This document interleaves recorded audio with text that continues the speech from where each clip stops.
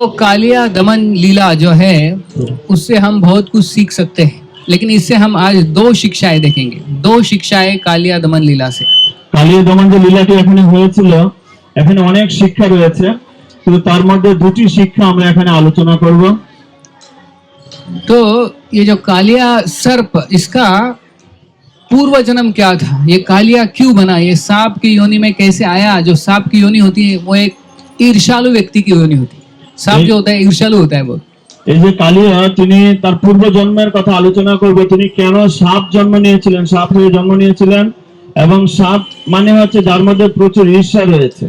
এরকম জন্ম তিনি কেন পেয়েছিলেন সেই বিষয়ে আমরা আজকে আলোচনা করব। तो एक बार जंगल में एक ऋषि रहते थे जिसका नाम था अश्वशिरा। তো একবার জঙ্গলে একজন ঋষি থাকতেন, তার নাম হচ্ছে অক্ষশিরা ঋষি। तो ये अपने कुटीर में तपस्या करते थे हर रोज, वहां पे बैठ के, घना जंगल था, उसमें उनकी कुटीर थी और हर रोज तपस्या करते थे। এই অক্ষশিরা ঋষি তিনি প্রতিদিন কুটিরে বসে সেখানে হরিনাম করছিলেন এবং জপ করছিলেন এবং তপস্যা করছিলেন সেখানে বসে। तो एक बार वहां पे दूसरे ऋषि मुनि आए, वहां पे उसी जगह पे उनके कुटीर के बाजू में ही वो तपस्या करने लगे, एक दूसरे ऋषि।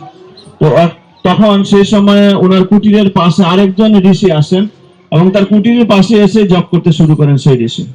तो ये जो अश्वशिर ऋषि था, उन्होंने देखा कि हमारे कुटीर के बाजू में दूसरा ऋषि आया है और वो भी यहाँ पे तपस्या कर रहा है, तो उनको अच्छा नहीं लगा। তো এই অক্ষশিরা ঋষি দেখলেন যে আমার কুটিরের পাশে আরেকজন ঋষি আসছেন এবং তিনি এসে জপ করছেন, কিন্তু এটা ওনার কাছে ভালো লাগছে না ব্যাপারটা।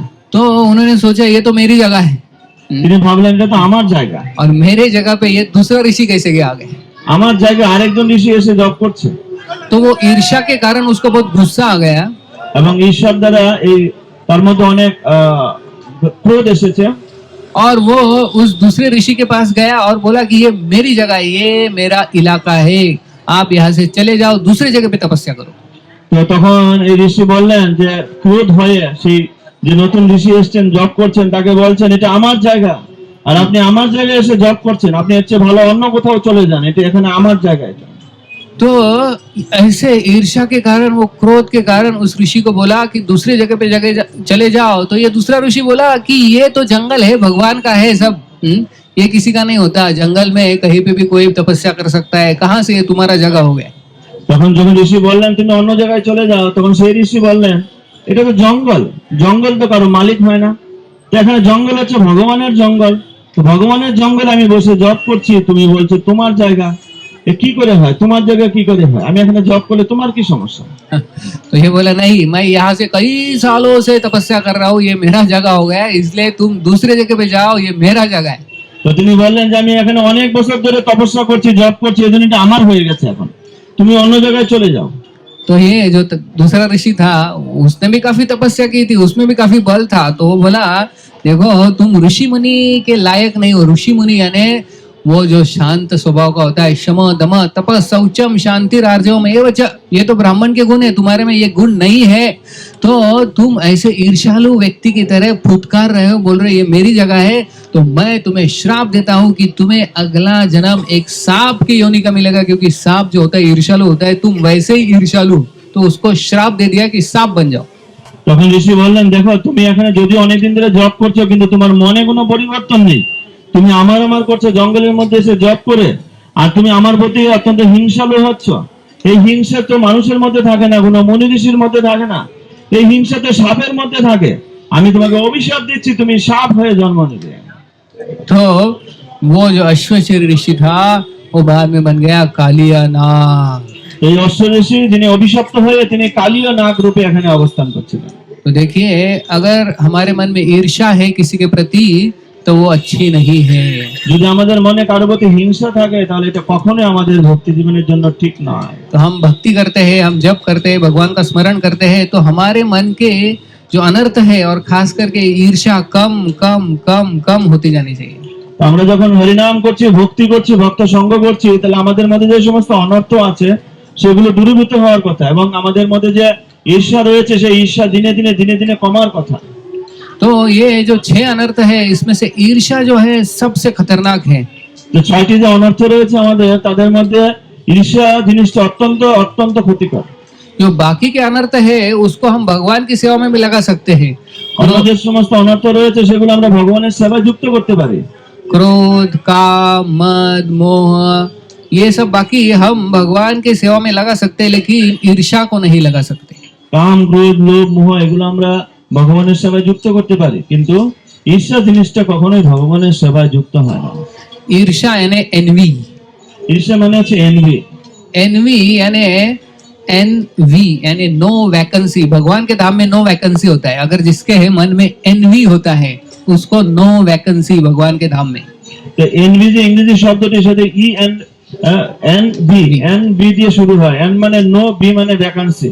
ভগবানের ধামে যারা যাত্রা করবে, যাদের মধ্যে ঈর্ষা রয়েছে, তারা কখনো ভগবানের কাছে পৌঁছাতে পারবে না। যাদের মধ্যে ঈর্ষা রয়েছে তাদের ভগবানের ধামে কোনো স্থান হবে না। तो कितने जनों को भगवान के धाम जाना है यहाँ पे? আপনার হাত তুলুন, কারা কারা ভগবানের ধামে যেতে চান? हरि बोल। सबको भगवान के धाम जाना है तो हमें जो ईर्ष्या है उसको कम कम करना पड़ेगा, उसको पूरा जीरो नष्ट करना पड़ेगा, तब भगवान के धाम में हमें एंट्री मिलेगा। তো যারা যারা ভগবানের ধামের দিকে যাত্রা শুরু করেছেন, প্ল্যানিং করেছেন, তাদের মন থেকে ঈর্ষা জিনিসটা বের করে নিতে হবে। ঈর্ষা যখনই শূন্য পর্যায়ে আসবে তখনই ভগবান আপনাকে নির্বাচন করবে ভগবানের কাছে নিয়ে যাওয়ার জন্য। तो ये जो कालिया जो सांप बना है साधारण सांप नहीं था, इतना विशाल सांप था, उसके 1000 फण थे। তো এই যে কালিয়া ছিল, এই কালিয়া কোনো সাধারণ সাপ ছিল না, এ বিশাল বড় সাপ ছিল, তার 1000 ফণা ছিল। तो ये पहले रमणक करके द्वीप था, वहां पे रहता था, रमणक आइलैंड। তো এই কালিয়া এক সময় রমণক যে দ্বীপ ছিল সেখানে অবস্থান করত।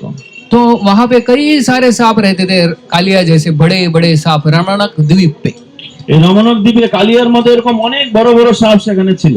लेकिन वहां पे कालिया और गरुड़ जी का झगड़ा हो गया उधर।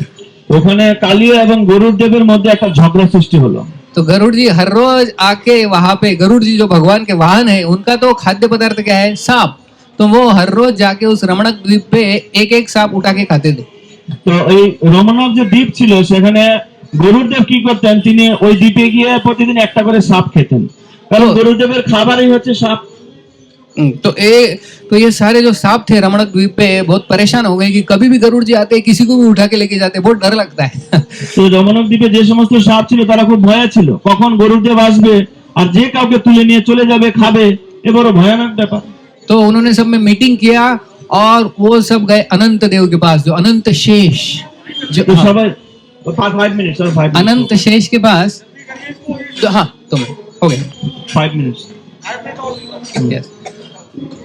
তো এই যে অনন্ত সমস্ত সাপেরা তখন মিটিং করলো এবং মিটিং করে তারা অনন্ত দেবের কাছে গেলেন, তাদের এই ভয়ের কথা প্রকাশ করলেন। तो अनंत शेष ने बताया कि हम एक प्लान करते हैं कि हर रोज हम एक एक सांप यहाँ पे रखेंगे पेड़ के नीचे, और गरुड़ जी आप उसको ही लेके जाओ और दूसरे सांप को मत उठाओ।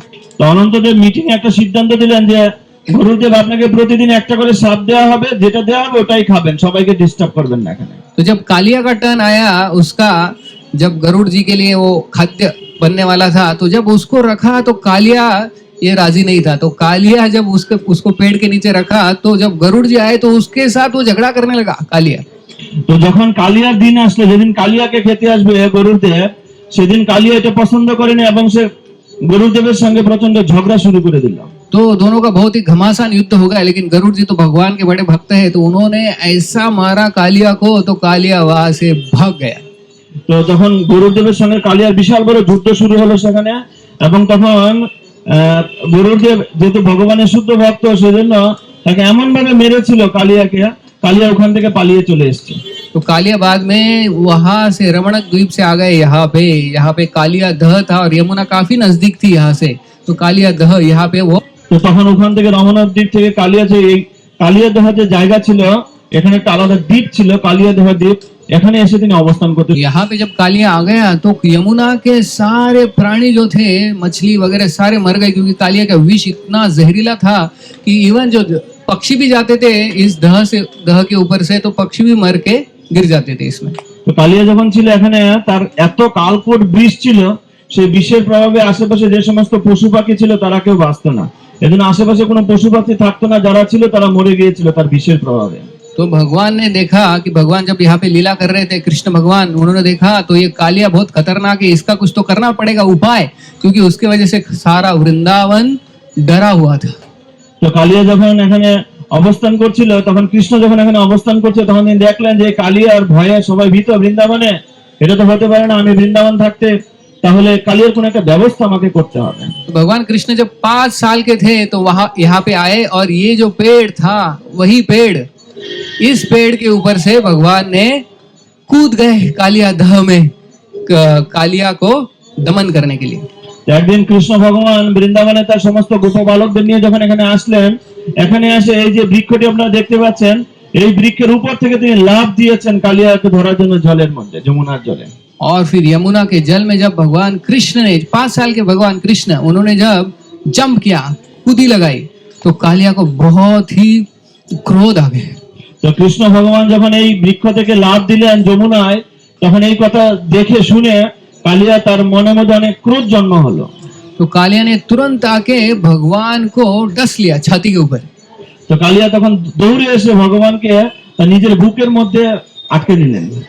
लेकिन भगवान को क्या हो सकता है, वो तो भगवान है। और फिर কিন্তু ভগবানের কি হবে, তিনি তো স্বয়ং ভগবান। लेकिन कालिया ने सबसे पहले जब भगवान को देखा तो भगवान इतने सुंदर है, भगवान की सुंदरता देख के कालिया कुछ क्षणों के लिए मोहित हो गए। তো কালিয়া যখন ভগবানকে প্রথম দর্শন করলেন, ভগবানের সৌন্দর্য এত সৌন্দর্য ছিল, ভগবান এত সুন্দর ছিল, কালিয়া প্রথম দর্শনে ভগবানের প্রতি মোহিত হয়ে পড়েছেন। लेकिन उसकी ईर्ष्या इतनी ज्यादा थी कि उसका जो अट्रैक्शन था भगवान के प्रति वो कवर हो गया, ढक गया। তো ওর মনের মধ্যে এত হিংসা ছিল যে যখনই ভগবানকে সে দর্শন করেছে, তার যে মনের মধ্যে যে ভাব উদয় হয়েছে, এই হিংসাটি তার ভাবকে ঢেকে দিয়েছিল। तो फिर दोनों का घमासान युद्ध हो गया, भगवान का और कालिया का। लंबी कथा है, उसको शॉर्ट में करेंगे। तो बाद में सब जो बाकी के व्रजवासियों को पता चल गया कि कालिया और कृष्ण का युद्ध चल रहा है, तो यशोदा, नंद महाराज, सारे व्रजवासी आ गए और देखने लगे कि कालिया जो है वो हमारे कृष्ण को मारने वाला है। তো কালিয়ার কৃষ্ণের মধ্যে এখন বিশাল যুদ্ধ শুরু হবে, অনেক যুদ্ধের লম্বা কাহিনী রয়েছে, এবং সমস্ত ব্রজবাসীদের মধ্যে খবর পৌঁছে গেছে যে কৃষ্ণ যমুনায় ঝাঁপ দিয়েছে, যেখানে কালিয়া আছে সেখানে ঝাঁপ দিয়েছে। সমস্ত ব্রজবাসীরা তখন দৌড়ে এসে দেখলো যে আমাদের কালিয়া কি করেছে, আমাদের কৃষ্ণকে এরকম বিপদে ফেলে দিয়েছে। तो यशोदा और नंद महाराज ये देख नहीं पा रहे थे कि हमारा छोटा सा लाला कृष्ण वो इस दह में है कालिया के पास, तो वो भी कूद गए थे अंदर, यमुना के अंदर, कालिया दह के अंदर, भगवान कृष्ण को बचाने के लिए। তো যখন যশোদা মা দৌড়ে ছুটে আসলেন, তিনি দেখলেন যে এভাবে কালিয়া এভাবে কৃষ্ণকে এভাবে ধরে ফেলেছে, আর আমার ছোট্ট বালকটিকে, তখন যশোদা মা নিজের টিকে না থাকতে পেরে তিনিও কি করলেন, যমুনার মধ্যে ঝাঁপ দিতে লাগলেন। लेकिन बलराम जी ने उनको रोक लिया। बलराम जी को पता था कि भगवान कृष्ण इस कालिया को ऐसे मार देंगे। তো ভগবান বলরাম তিনি জানতেন যে কৃষ্ণ কালিয়াকে আজকে শিক্ষা দিবেন, এই জন্য ভগবান বলরাম কি করলেন, তিনি মা যশোদাকে হাত দিয়ে ধরে ফেললেন। तो फिर आखिर में कुछ समय के बाद भगवान कृष्ण ने कालिया का दमन कर लिया। उनके ऊपर जो 1000 फणों के ऊपर ऐसा नृत्य किया कि कालिया को समझ में आया कि मैं इनके सामने कुछ भी नहीं। তো কিছুক্ষণ পরে যুদ্ধ প্রায় শেষের দিকে যখন কৃষ্ণ কালিয়ার সঙ্গে প্রচন্ড যুদ্ধ শুরু করলেন, তখন কালিয়া বুঝতে পারলেন যে উনি কোনো সাধারণ ব্যক্তি নয়, তার সঙ্গে আমি টিকে থাকতে পারবো না, আমার দ্বারা সম্ভব হবে না। तो भगवान ने कालिया के ऊपर ऐसा नृत्य किया कि सारा जो विष था वो भगवान ने निकाल लिया कालिया के मुंह से। তো ভগবান কৃষ্ণ তিনি তার যুদ্ধের মাধ্যমে তিনি কালিয়ার ভিতর থেকে যত বিষ ছিল সমস্ত বিষ তার ভিতর থেকে বের করে দিয়েছিলেন। तो फिर बाद में कालिया का भगवान वध करने वाले थे, तभी जो कालिया की पत्नी थी, नाग पत्नियां, वो आके भगवान को प्रार्थना करती है और क्षमा मांगती है और बोलती है कि कालिया को छोड़ दो। তো যখন ভগবান কৃষ্ণ কালিয়াকে দমন করতে যাবেন, যখন তাকে বধ করতে যাবেন, ঠিক সেই সময় তার পত্নীরা আসলেন, এবং পত্নীরা এসে তখন তার ভগবানের কাছে প্রার্থনা করে বললেন কালিয়াকে ক্ষমা করে দেওয়ার জন্য। तो इससे हम दूसरी सीख सीखते हैं कि हम में कई सारे कमियां होंगी, कई सारे अनर्थ होंगे, लेकिन अगर हम भगवान के भक्तों की शरण में है तो हम बच सकते हैं, भगवान हम पे कृपा दिखा सकते हैं। তো এখান থেকে আমরা একটা শিক্ষা পাই যে আমাদের মধ্যে অনেক অনর্থ থাকবে, অনেক সমস্যা থাকবে, কিন্তু আমরা যদি ভক্তের সঙ্গে পরিবৃত থাকি তাহলে আমাদেরকে ভক্তরা সেই অনর্থ, সেই সমস্যা থেকে আমাদেরকে উদ্ধার করতে পারে। तो भक्त के संग में रहेंगे, भक्त से कनेक्टेड रहेंगे तो हम भगवान की कृपा पा सकते हैं। अगर अलग से हम अकेले भक्ति करना चाहते हैं, किसी भक्त के साथ कुछ कनेक्शन नहीं है, तो भगवान हम पे कृपा नहीं करेंगे। তো যখন আমরা ভক্তের সঙ্গে হরিনাম করব, ভক্তের সঙ্গে সমবেত হয়ে ভগবানের কথা শ্রবণ করব, তখন ভগবান আমাদেরকে বিভিন্ন বিপদ থেকে রক্ষা করবেন।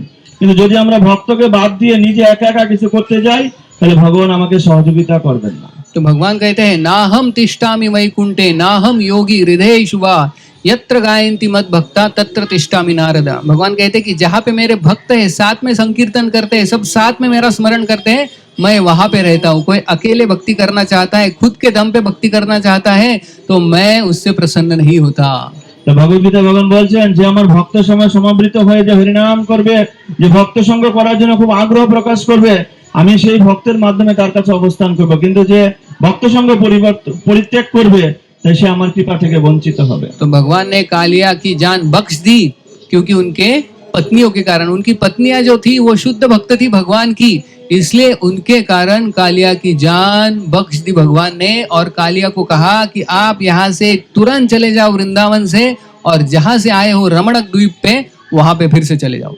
তো ভগবান কালিয়াকে বধ করতে যাবেন, কিন্তু কালিয়ার স্ত্রীরা ছিল অত্যন্ত শুদ্ধ ভক্ত ভগবানের। সেই শুদ্ধ ভক্তের প্রার্থনায় কালিয়াকে ভগবান ক্ষমা করে দিলেন এবং বললেন, তুমি আজ থেকে যমুনা ত্যাগ করে দিবে এবং তুমি যে রমণক দ্বীপে ছিলে, সেই রমণক দ্বীপে তুমি আবার ফিরে যাও। तो अभी कालिया जो है रमणक द्वीप पे है, और श्रील प्रभुपाद कहते थे रमणक द्वीप यानी फिजी आइलैंड। फिजी आइलैंड पता है किसको?